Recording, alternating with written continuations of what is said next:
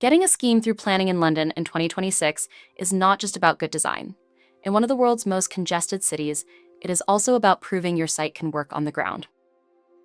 That means access, servicing, parking, public transport, and highway impact all need clear evidence early, not after objections start landing.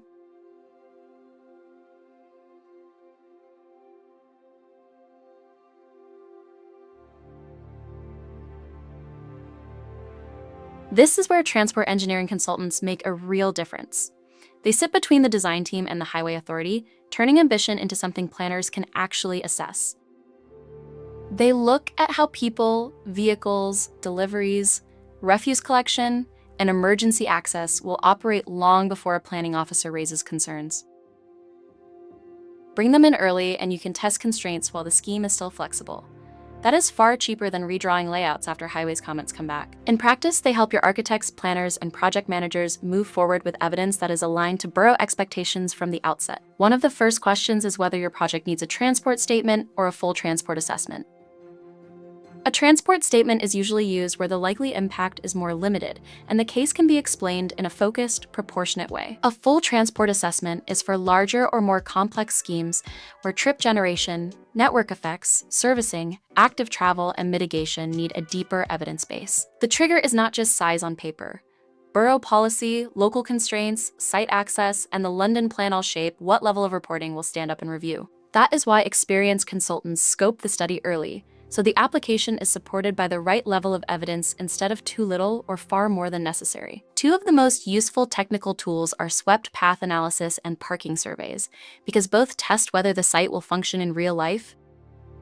Swept path analysis shows whether vehicles like refuse lorries or fire tenders can safely enter, turn, and leave without clashing with curbs, structures, or pedestrian routes.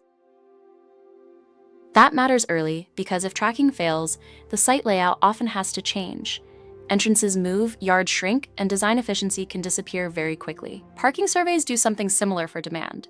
Using London standard methodology, they build an evidence-based picture of how curbside capacity and local parking stress actually behave. That can help justify parking provision where it is needed, or support a lower parking or car-free approach where the data and policy context genuinely back it up. Another big factor is PTAL, or Public Transport Accessibility Level, which measures how well a site is served by public transport.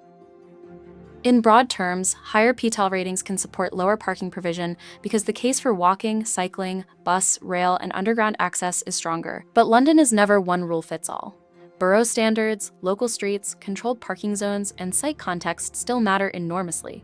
That is why consultants read PTAL alongside borough policy, rather than treating the rating as an automatic answer on density or car parking. A strong travel plan then adds practical measures like cycle facilities, delivery management, public transport information, and monitoring to show how sustainable trips will be supported.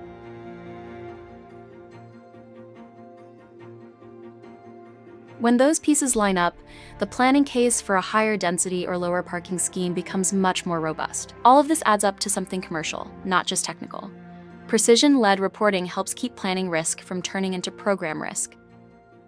When reports are tightly scoped, clearly argued, and backed by credible data, it becomes easier to answer objections before they gather momentum. That matters even more on urgent applications, where thin evidence can trigger requests for more information and knock the whole decision timetable sideways. Good consultants also look ahead to likely obligations, including Section 1006 travel commitments or Section 278 highway works, so teams can plan for them rather than react late. That level of preparation strengthens your position with highway officers because it shows the transport case has been thought through properly. And when a scheme reaches committee, that credibility can make a real difference. The application feels coordinated, evidence-led, and ready for scrutiny. In London, planning success depends on more than a strong design. It depends on transport evidence that is proportionate, precise, and ready for scrutiny. If you want project-specific advice on transport studies, access strategy, or planning support, get in touch with ML Traffic Engineers.